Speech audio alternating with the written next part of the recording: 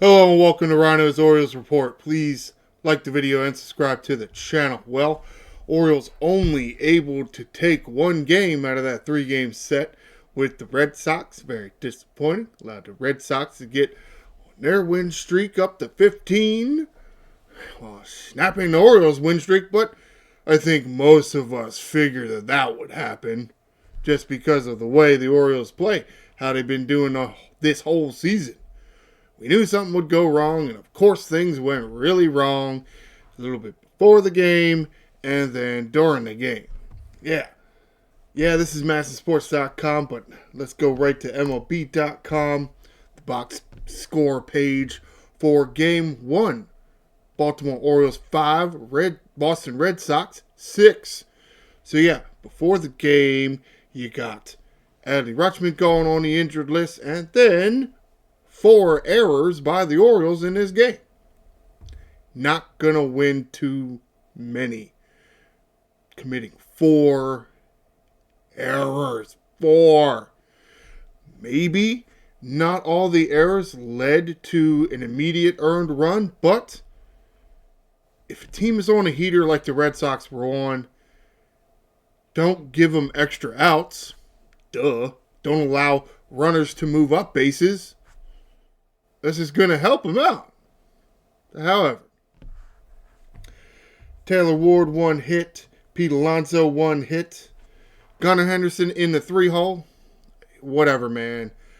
Gunnar Henderson just annoys me sometimes. Pick a spot where in the order where you like to hit, and we'll just put you there. But you got to figure it out, son. Gunnar Henderson 3 hits. Tyler O'Neill 2 hits, 2 RBIs. Kobe Mayo 0 for 3 strikeouts. Was doing so well against left-handed pitching. Disappointing. Dylan Beavers pinch hitting late. Not even a right-handed hitter. 0 for 1. Leody Taveras 1 hit and a walk. Jeremiah Jackson hit and an RBI. Christian Encarnacion Strand. Yeah, that's a really long name. 2 hits and 2 RBIs.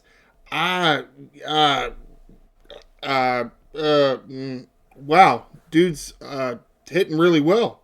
Very surprising because I don't think he was on too many people's radars, especially the Cincinnati Reds, because they let him go. Sometimes change of scenery helps. Jackson Holiday pinch hitting late. 0 for 1. Should have just kept the guy that was hitting. Should have just kept him in there. Maybe. Sam Huff 0 for 3, 3 strikeouts. Yeah.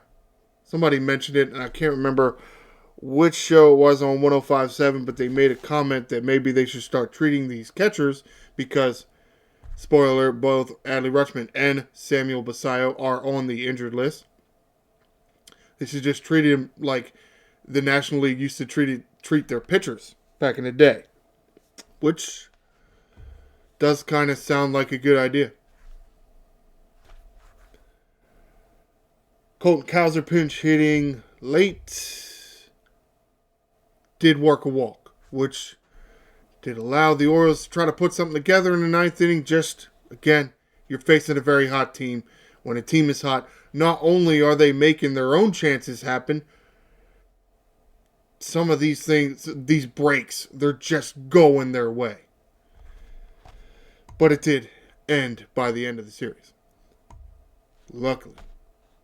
The extra base hits, Gunnar Henderson, all 3 of them hits, yeah, they were all doubles.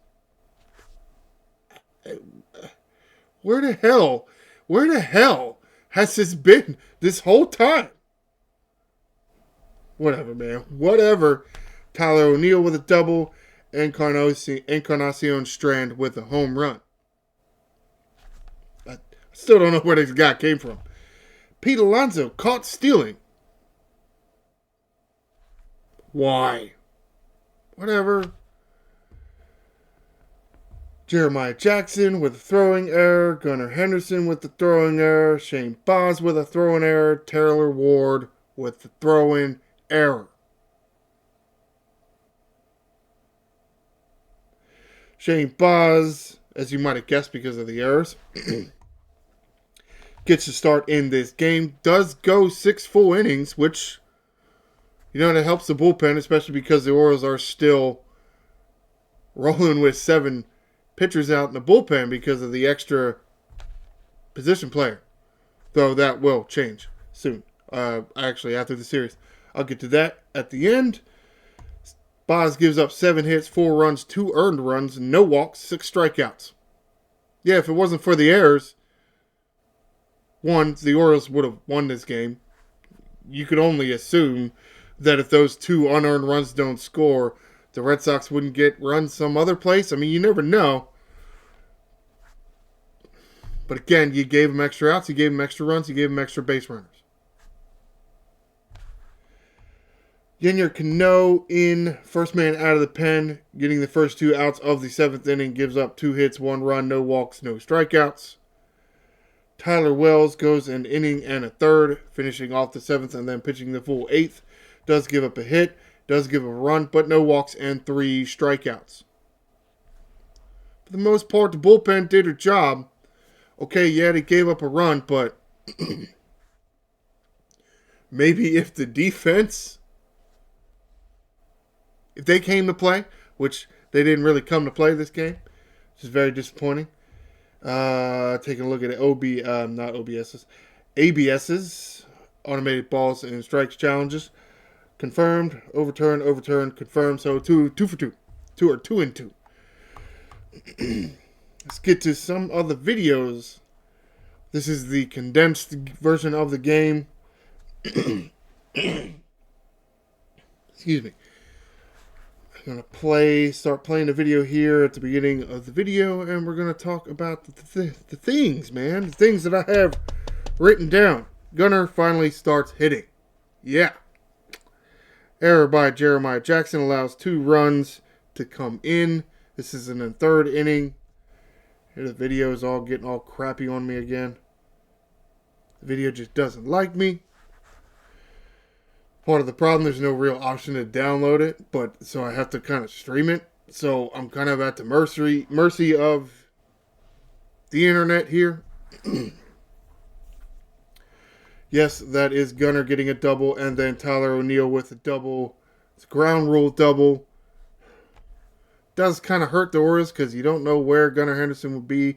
You don't know where Tyler O'Neill would end up, because if that ball gets down and stays low and kicks away around in that corner, he could end up on third. Not that he would necessarily be driven in because Kobe Mayo struck out, but you never know. Let me try to play around with this video, see if I can get it to clear up a bit. I really don't want to refresh.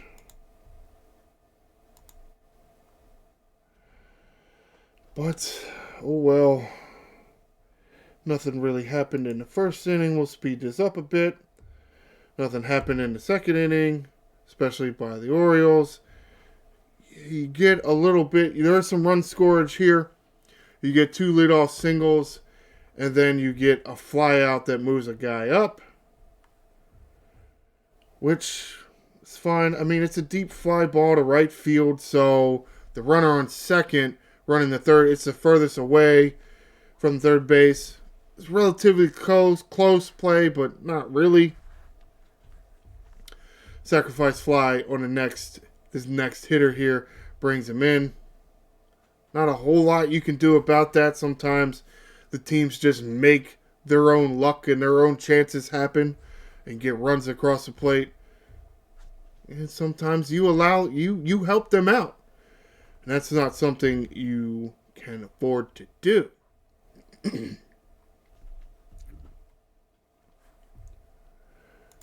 Fast forward here.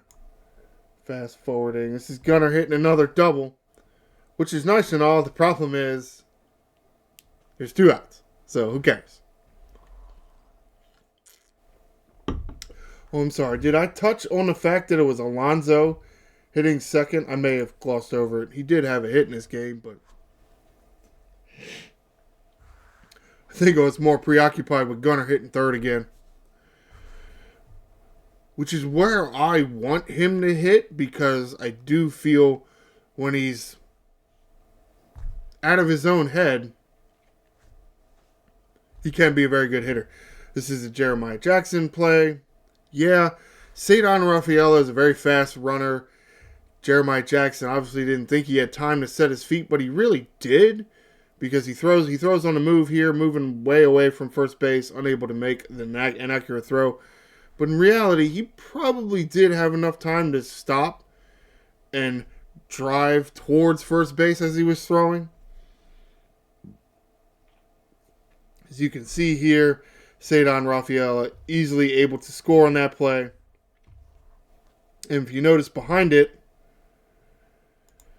here's where a Gunnar Henderson error comes into play.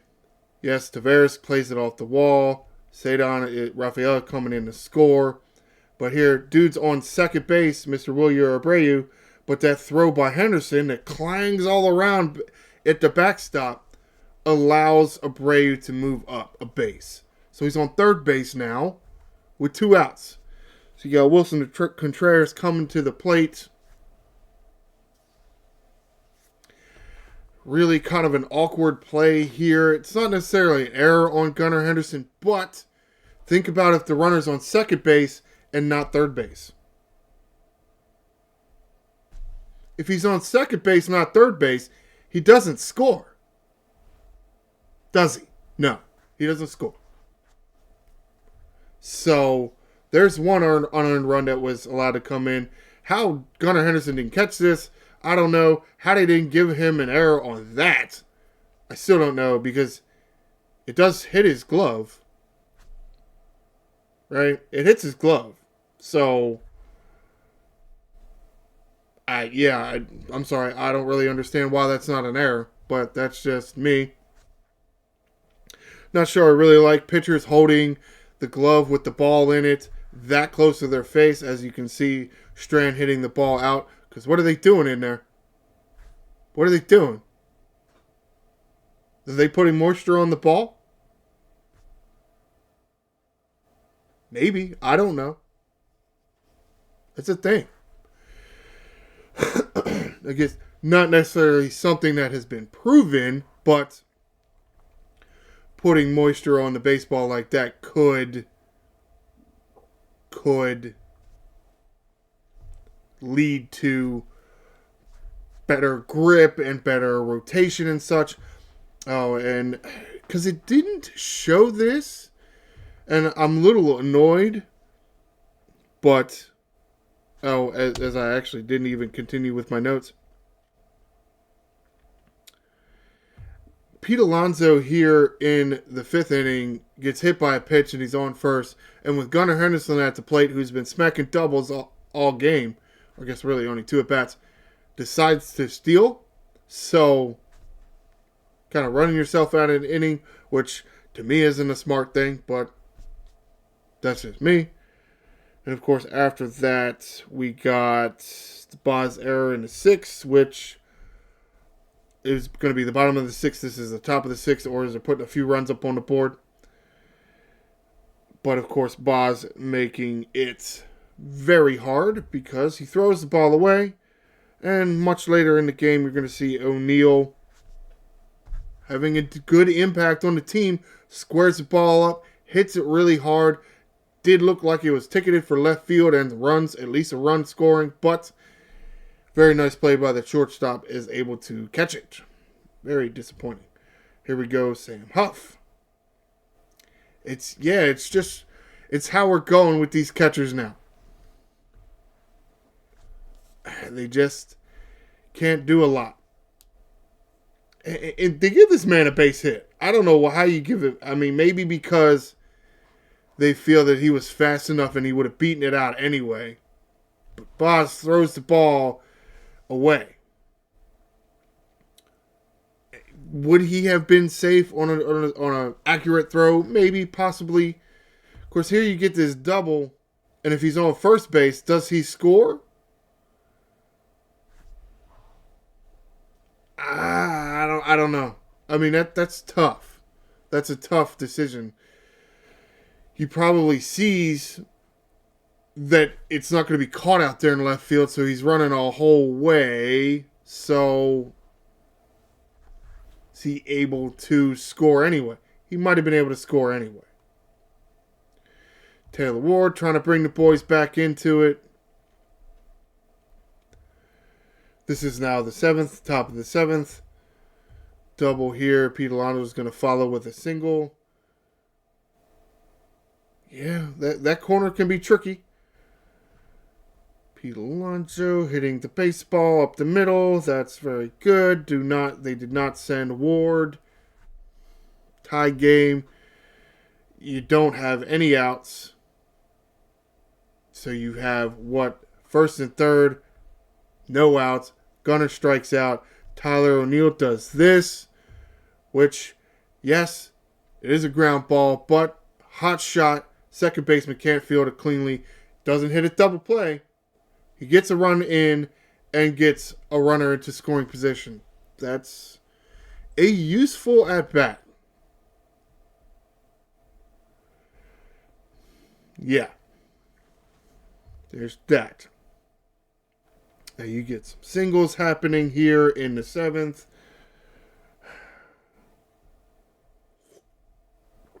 Jeremiah Jackson able to field it cleanly there. This ground out's moving the guy over to second. Could Jeremiah have gotten the lead runner on that play? Possibly, but since he's ranging so close to first base, he decides to get the out, but then allows this runner to score.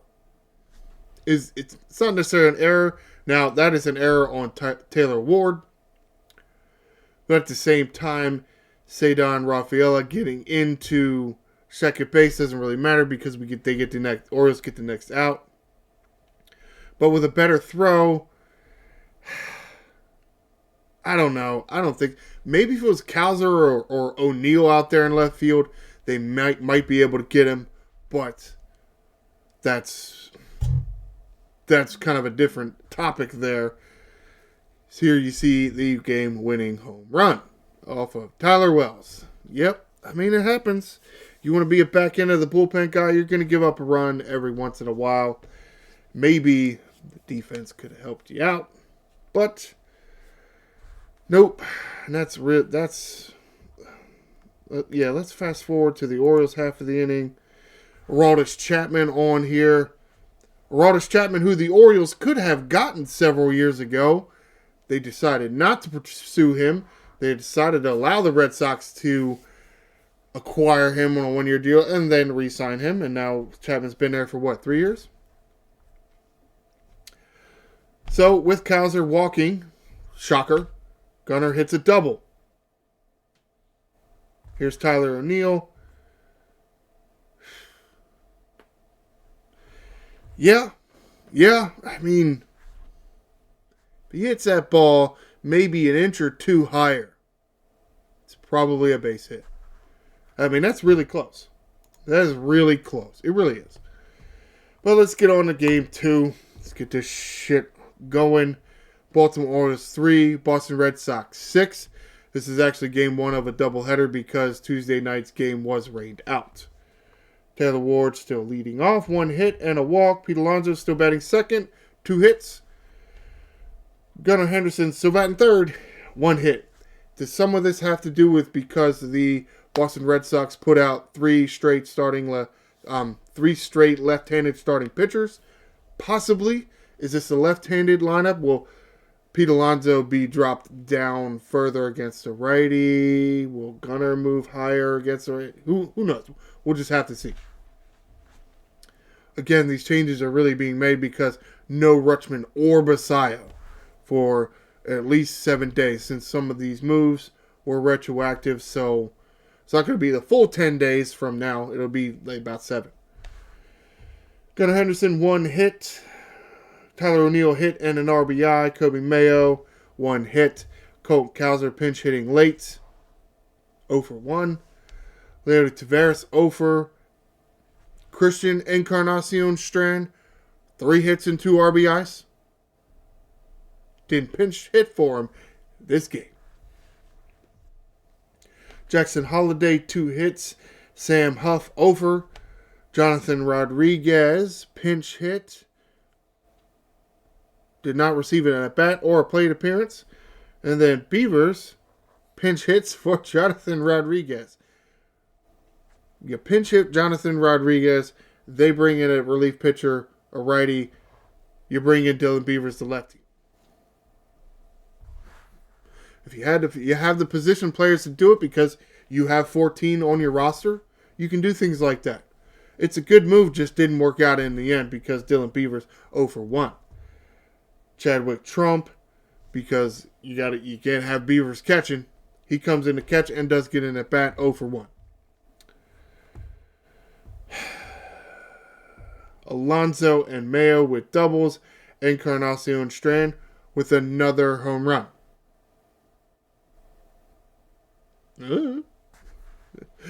Baseball's weird sometimes, man. I'm telling you. Dean Kramer gets a start in this game. Yeah, not the greatest outing for Dean Kramer. He was able to go 6, save the bullpen, which is useful. Kramer gives up 8 hits, 6 runs, 1 walk, 5 strikeouts. Anthony Nunez finishing off the game. You're on the road. You're losing. You only got to cover 8 innings, so 2 innings for Nunez. Giving up 1 hit, no runs, no walks, 1 strikeout. ABS here, overturned, confirm, and an overturn. So umpires 3, players 2. The umpires won that one. How about that? Congratulations to them. All right, let's get to the videos. I'll hit the play button and I'll talk about my notes.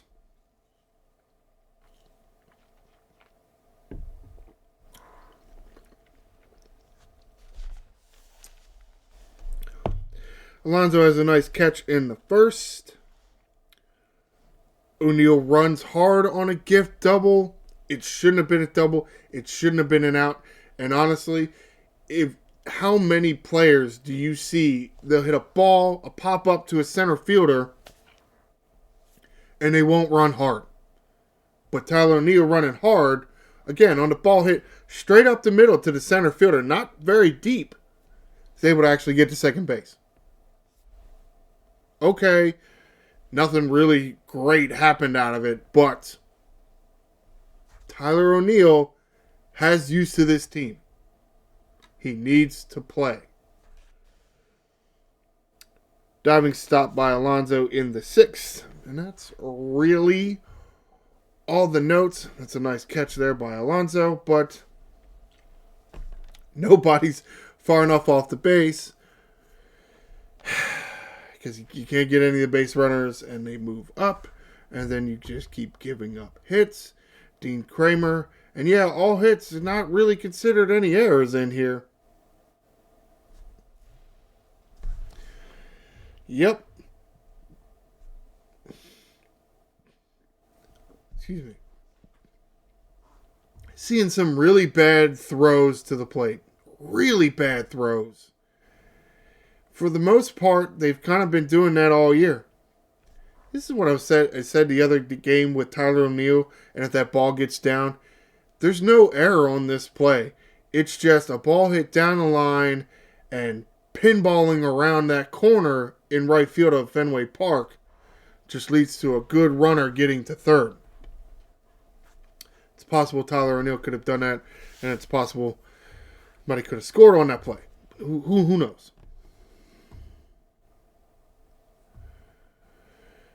Yeah, sun, it happens. Yeah, you lose balls in the sun. You lose balls in the sky if it's high sky as in no clouds. Sometimes. Here you get Jackson Holiday hit right after Encarnacion Strand, but then here you go, Sam Huff. It's just, what the hell happened to Alex Jackson? Why did they let Alex Jackson get out of this organization? Why? Because now here, you've been dealing with Rutschman injuries, Basayo banged up. You could use the third catcher. Yeah, I felt like you had a pretty good one in Alex Jackson. He looked pretty good behind the plate. He didn't look like an incompetent boob at the plate. This is the Tyler O'Neill play.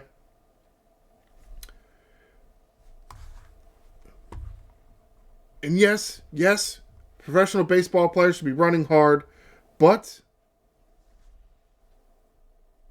who knows, right? You don't know. It's a shame we couldn't get some luck on the hit right after that, but that's a fast runner there, so you really can't fault Encarnacion Strand there. Slow roller, but it seems like a nice play. Seems like he's doing fine out there. However, but yeah, I mean, these throws home, got to get better. I don't even remember what I was talking about there. Totally forgot. I don't. The only thing I can think of is he just hasn't had enough major league service time to where pitchers and defenders know how to get this guy out. And he's just getting the better of the pitches he's seeing. He's just getting the better of them right now anyway. We'll see a few series from now, next series, a week from now, however. Oh, Alex Jackson. That's what I was talking about. You could really use Alex Jackson right now. He had several good at-bats and several good hits for the Orioles at the end of last year. Just decided not to keep him around. Very disappointing. Very disappointing. Because just seeing the way Sam Huff and Chadwick Trump are hitting right now, it's like, wow, you drafted Adley Rutschman, you signed Basayo. Rutschman's been up here for what? Is this his 5th year? I think this is Rutschman's 5th year in the league. Basayo, yeah, a lot longer, or a lot less time, but you got nobody after that can hit the damn baseball? Apparently not. Apparently not. That might have been a time to try a slide into first base. Here you get Encarnacion Strand again, driving in a run.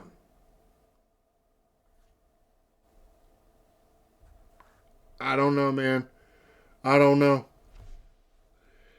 See here, you can see this on the right side. They're not going to show it to you in the video, but here after these Jackson Holiday fly out, you get a pinch hitter for Sam Huff, Jonathan Rodriguez. Then you get a pitching. I mean, you see the pitching change. You get a pitching change. Righty coming in. Craig Albernaz, manager of the Orioles, goes to his bench and brings in Dylan Beavers, who pops up. So, didn't work out for you well this time, but the theory is sound. Here's should be the Pete Alonso play. Nice dive and stop. Good feed over there. Fast runner Duran is a good athlete out there. Just barely beats him, but sometimes you just barely get him. Yeah, that's it. That's really it. There's not a whole lot to talk about. What is the score at this point? It should be 6-3. It's 6-3. The score doesn't change after this. And nothing really out of the ordinary happens. You get a couple hits, a couple nice plays by the Red Sox. Gets us straight. Here comes Chapman again. That was key. Getting Chapman into the ball game, or keeping it close enough where the Red Sox felt they had to use Chapman in the ninth, and therefore, hey, not going to be used for the second game. Not that it really mattered, which is why the Red Sox chose to use him here. Because even if they had Chapman available for the second game, they wouldn't have used him. Speaking of the second game, this is why they wouldn't have used him. Baltimore Orioles 5, Boston Red Sox 1. Yeah, Red Sox weren't going to use Chapman. So it was smart of them to just use him anyway. Taylor Ward 1 hit, Pete Alonso 1 hit, Gunnar Henderson 1 hit, and a walk. Got his average all the way up to 225. And the OPS back up to 701. All right. Tyler O'Neill 1 hit. His average is all the way up to 210. Remember how many series ago he was still hitting under 200. Now he's not. Okay. It's still not that good. But look at where Cowser is now. He's hitting better than Cowser. Cowser's numbers were looking real close to Henderson. Now Cowser's tanking. Or Cowser's... What's the opposite of rising? Non-rising. I forgot. However, I try to be whimsical when you talk sometimes, and it just doesn't work out for you, do it, huh? Nope. So Tyler O'Neill has 1 hit and 2 at bats, and then here comes a right-handed pitcher. There was speculation that Tyler O'Neill, rounding first base on this base hit, had a grimace of some kind, thinking, oh, did he hurt something? Did he tweak something?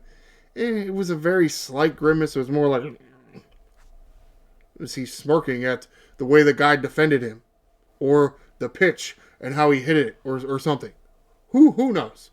But no word that Tyler O'Neill has any kind of injury. But here you pinch hit Colton Cowser, which does seem weird, but he is 0 for 1 with 2 walks. So, which is just so weird for Cowser. He's not hitting the ball, but he's getting his walks. Well, I mean, at least that's something. Encarnacion Strand, 0 for. Well, I guess they figured him out finally, huh? Dylan Beavers, 2 hits, 2 RBIs, started in center field, and you know how much I like that. I don't. But to a certain extent, that is kind of why they wanted to get Cowser in the game. You see the Orioles jump out to an early lead, 4-0 for the first 3 innings. Red Sox finally put one on the board in the 4th. So you have all those runs. You got to keep them. You put a better defense out there. Of course, why that means taking O'Neill out of the game. But whatever. However, I guess I still want to see O'Neill, Taveras, and Cowser as your defense in the outfield more often. And I just feel like we don't see that at all, which is weird. But however, Jonathan Rodriguez, he's DHing here, 2 hits and an RBI.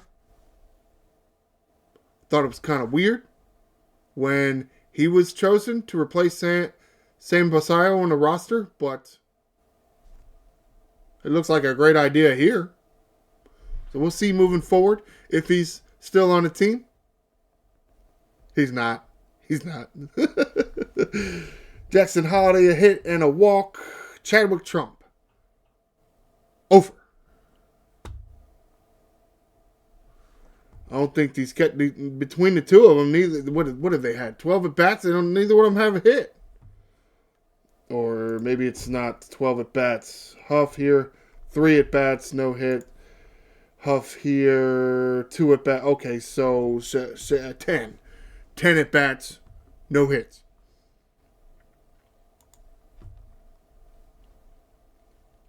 Yep. Pete Alonso, Jonathan Rodriguez with doubles. Henderson with a triple. Another Fenway Park triple. Not the right field corner, but the center field corner. Because, yeah, there's a corner where their garage door is out in center field.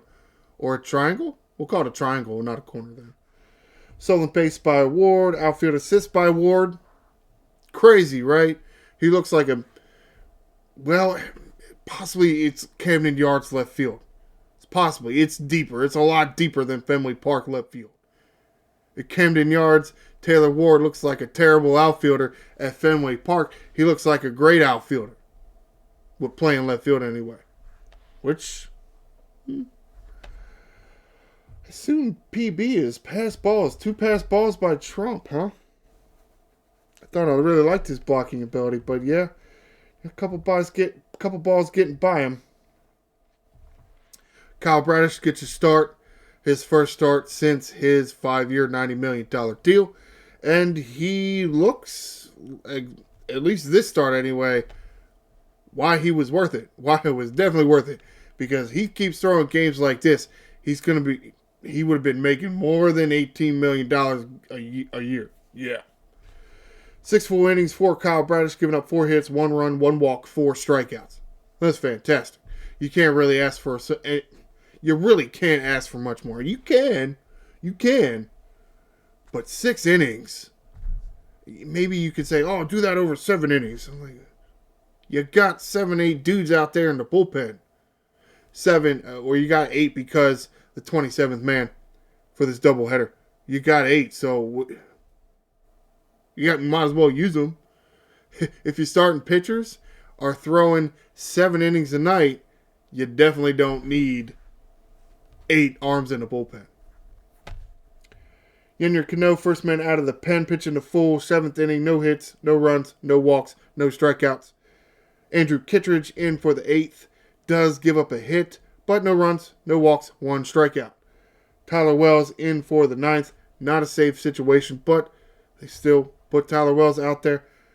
Full 9th inning, no hits, no runs, no walks, no strikeouts. Weird that in the last 3 innings, only 1 strikeout by Oriole pitching. But, I mean, however, how many pitches did they throw? Cano, 10 pitches. Kittredge, 11 pitches. Wells, 9 pitches. Well, that's why there was no strikeouts. I mean, what is that? 30 pitches to get through the last 3 innings. Yeah. You know, if a starting pitcher could average 10 pitches an inning, they could easily throw complete games. Just not happening that much anymore. ABS confirmed, overturned. Yay, position players won, finally. 2-1. Alright, let's get to the videos and then the notes. This is the only good game of this series. See Pete Alonso. Yep. Damn short wall out there. Well, I mean, at least you ain't got to worry about a throw coming in and cutting you down at second base. Gunnar Henderson walk. All right, what are the notes here? Gunnar beats throw to second and stops the turn to first in first inning. What?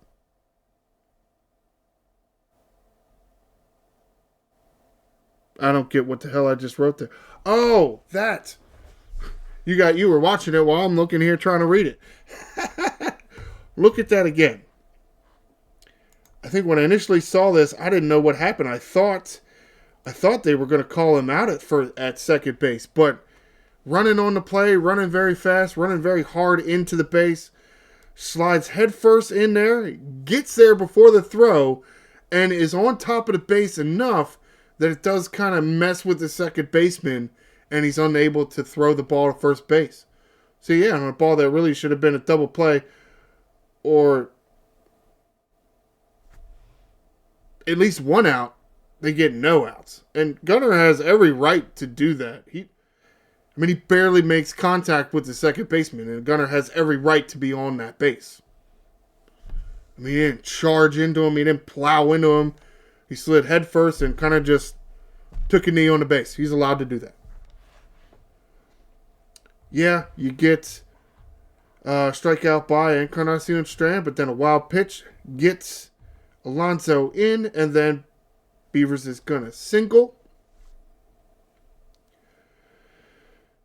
Which is good that there was that wild pitch, because that single is probably not scoring 3. So that's nice. Though at the same time, Jonathan Rodriguez comes up here with a double.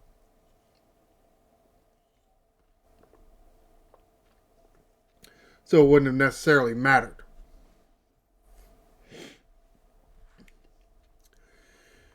Let's go. It's Jonathan Rodriguez. We all know who that is. Yeah, he's trying to catch this.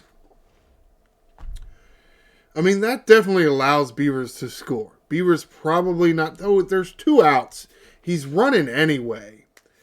Is he going to be able to score if Duran plays his ball? Yeah, probably. No, I think... Yeah, I don't think Dylan Beavers would be able to score if Duran pulls up and plays the ball off the wall, because he would be able to get the ball into the infield a little quicker.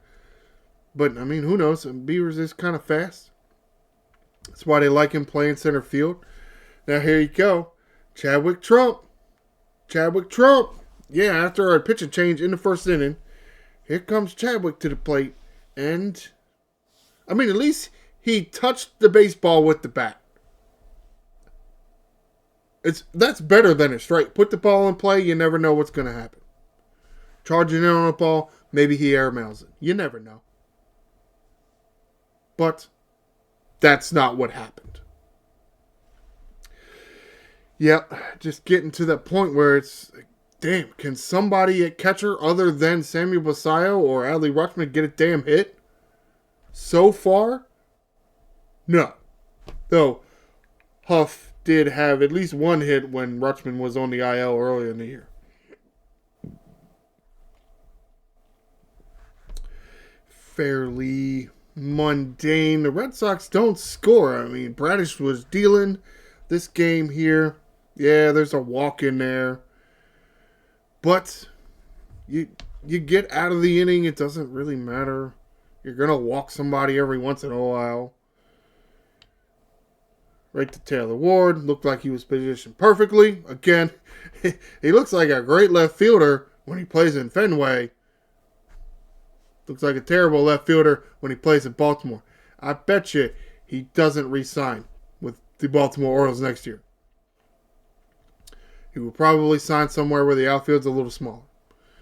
Because you don't think he really looks that good. You try to get something going here to add some more runs on in the third, but Jonathan Rodriguez trying to, I mean, it looks like he's trying to hit a 10,000 point home run. Wild swing. Brian Bale forgets how many outs there are. Yeah, just barely catches the top of the zone. I think that was a smart not to challenge, which is, I mean, especially with the 4-0 lead. There you see Colton Cowser coming in, defensive replacement for the outfield. I remember watching this and thinking, wait a minute now, what are they doing? Like, they didn't exactly show it a lot in this video, but there was some confusion here by Beavers and Cowser, and I'm probably harping on this a little bit more than I probably should, but I'm going to do it anyway. You can see he gets close to him. You see Beavers reaching his hand out. Beavers has a little card where it's a card the outfielders look at, tendencies and whatnot. Why does Beavers give it to Cowser? Beavers doesn't get to have a card? Some teams will give all their outfielders a card. So why does Beavers take his card and give it to Cowser? Wouldn't you just give Cowser a card before he walks out? Wouldn't he take Tyler O'Neill's card? Where's the card person for the Baltimore? They didn't make enough? Okay. All right. I mean, you definitely want your center fielder to have it, but at the same time, don't you want your other outfielders to have it too? Right field at Fenway is, for as much as left field is relatively small, and that's why you see a great throw here by Taylor Ward. Right field, I think, it might be the biggest right field in Major League Baseball. At least it seems that way to me. Nice throw. It's a very short throw because of the short left field. Does Holiday push the guy off the base? I don't know. I mean, you be the judge. I mean, look at this man. He's motoring around there. He's trying to swim move. He's tumbling away from the base. And here you're going to get a close-up of Jackson Holiday. Does Holiday push his hand off? Maybe. But at the same time, is it a hard sell when a guy is tumbling that far away from second base? Yeah, it's a hard sell if he's tumbling that far away. I mean, no real fight given by the Red Sox about pushing Holiday off, so maybe he really didn't. Hitting a bunch of people. Singles, walks. So you get the bases loaded and Encarnacion Strand. Yeah, I guess they figured him out. Either that or his arms are just tired from swinging so much because he's playing all the damn time. Right? I mean, with all these lefties, you didn't think to put Mayo out there a little bit more? You really hate his defense that much. Yeah, apparently. Here you see the Red Sox are finally going to get a run on the board. Good for them. Yippee. You get a ground roll double by Contreras, and then you get a Masataka Yoshida. He's going to single and get Contreras in. But that's all you get. Streak stopped. About damn time Oriole bums decide to win a damn game. Getting a little tired of just, I guess that's what it is. I'm just so annoyed with some of the moves they've being made. Maybe I really don't actually want the Orioles to make the playoffs because Elias might truly be on the hot seat. Or at the very least, hot seat for his general manager position. Maybe he gets to keep his president of baseball operations job. Nice play here again by Ward. Again, looks like a great left fielder. But then maybe Mike Elias gets fired from his general manager job. And you get a general manager in here. Because don't tell me that doing both jobs is easy. There's no way. There's no way. Otherwise, why do you have the two positions that are usually filled by two different people? But yet the Orioles don't do that. They're thinking ahead. They're thinking outside the box. They're thinking, we're going to get a leg up on every other team. We're going to have our GM and our president of baseball operations be the same guy. Hasn't been working out so far for you. Here you're going to see deep fly ball in center field. Here's that triangle out in center field I was talking about. Yep, way out there, way out there. Go to Henderson, smelling triple all the way, gets in there. And then guess what? Another wild pitch. Hard for catchers to catch the baseball, I guess, huh? Yep. The Red Sox did it a few times. The Orioles did it a few times. You really can't give teams extra bases. You really can't. Don't know why y'all keep thinking that you can do that. Kowser's going to walk. And then Encarnacion Strand's going to bunt him over. Successful bunt, but Beavers, Jonathan Rodriguez, not able to do anything behind it. Though, here you get to the 8th inning. Yeah, there was the hit, but you get out of it. There we go. Center things and such. Red Sox trying very hard to get to 16 straight games. Thought they might have had something here, but barely stays in. Doesn't hit the monster. They're trying to hit the monster for me here. Man, things can't go your way all the time. This guy here, Mr. Contreras. Yeah, let's take a look at that again. See if you can see and notice what I'm talking about. Apparently, this is a thing that he has been doing this whole time. And yes, he has gotten hit in this series multiple times. But that's how he normally approaches the plate. He's normally right on the line. And he's normally hanging right over the batter's spot. Right over the plate. Right over the plate. Now, he's technically not in the strike zone, so that's not a huge deal. But at the same time, pitchers especially don't like that. They don't. I mean, he's practically sticking his whole body, maybe not his whole body, but his arm out over the plate in order to what? Maybe get on first base? That's kind of my issue with the armor. It allows hitters to do this and essentially steal a walk to first base. Technically, that's what this... I want to say Wilson Contreras. Is that his name? Wilson Contreras. Where are you on the list here, buddy? Yes, Wilson Contreras. That's essentially what Wilson Contreras does here. He steals first base. Are you allowed to lean into the pitch? No. What exactly is the rule on it? That's something I'm going to have to do some more research on.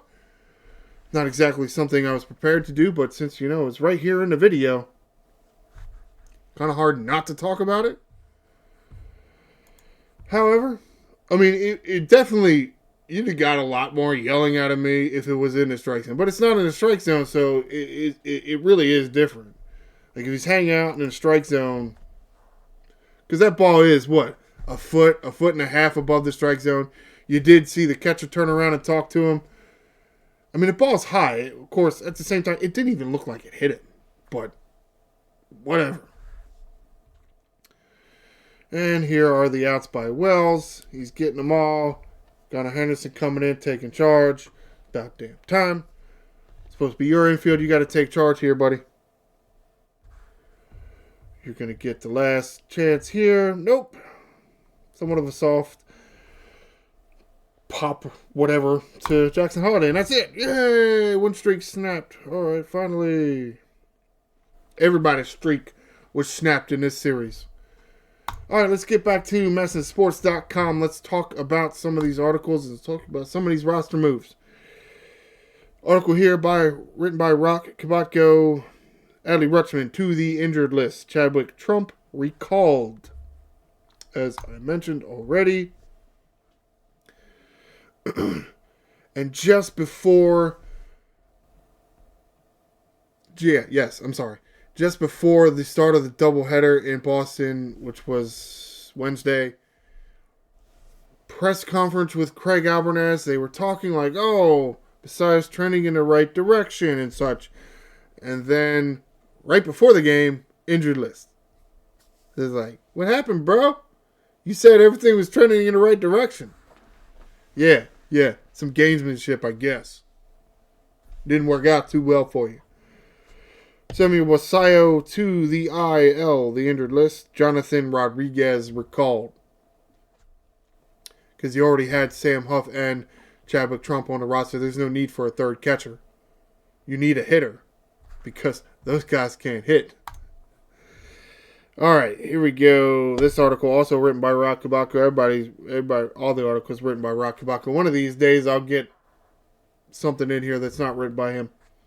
Just because I'm sure there are other people that work for this organization. But maybe there's not. Josh Walker selected as the 27th man left-handed relief pitcher. Moving on here. Yes, the headline here, again, Rock Kabako. I cannot pronounce this man's name. I'm going to try. Yoel Pozo. That may or may not be right. It's probably not right because I suck at pronunciation of names. Sometimes I'm not very good at speaking English. You can see by the picture here, he played a minute for the St. Louis Cardinals. He is a catcher. Hopefully, maybe the Orioles are thinking, oh, he'll be able to hit the damn baseball. Because the two guys he got currently ain't got a hit yet. And 10 at-bats. Also, in this one, Jonathan Rodriguez optioned back down to Norfolk after the doubleheader. That was the only move made. Now, the Orioles had an off day Thursday, so, again, I think part of that is who's going to be available, because you have essentially 2 days to make your decision. Who's available? They got to travel here. If they're with AAA and AAA's in California, and we're going to Baltimore, you know, you got to make sure they get there first. You don't want to activate him or call him up and then, oh, his plane couldn't make it in time. So then you got him on the roster, but you can't use him because travel sucks sometimes. But in this article, yes, Josh Walker was returned to Norfolk after the doubleheader. That doesn't cost them an option. So that's why they did that anyway. Just because I'm sure they were trying to decide, who do we want? Do we want another hitter? Do we want another pitcher? Do we want him to be left-handed or right-handed or all-handed or whatever? Eventually, they came to the decision to bring Josh Walker back up to the Orioles. So it's like he never left. Though some of these guys are on the taxi squad with the team, so So it's not like they actually go with AAA Norfolk. So there's that. Maybe it's entirely possible they wanted somebody else, but since they thought he couldn't be here in time, they just said, all right, well, we'll just keep Walker for the time being. Who knows? I'm just speculating here. All right, let's get the schedule, wrap this shit up, and get out of here. As I mentioned, Thursday was an off day, so there's good news there. Everybody in the bullpen rested. Cool, great. Atlanta Braves coming into town. There's bad news because the Atlanta Braves are playing really well. So Friday, tonight's game scheduled 7:05. Saturday night's game scheduled 7:05. Sunday's game scheduled 1:35. And then Monday into Detroit. Okay. However, so that's going to do it for this edition of Ryno's Orioles Report. Please stay tuned for Monday, and I will discuss the series between the Baltimore Orioles and the Atlanta Braves. Please like the video and subscribe to the channel. I'm the Angry Ryno, and thanks for watching, those fans.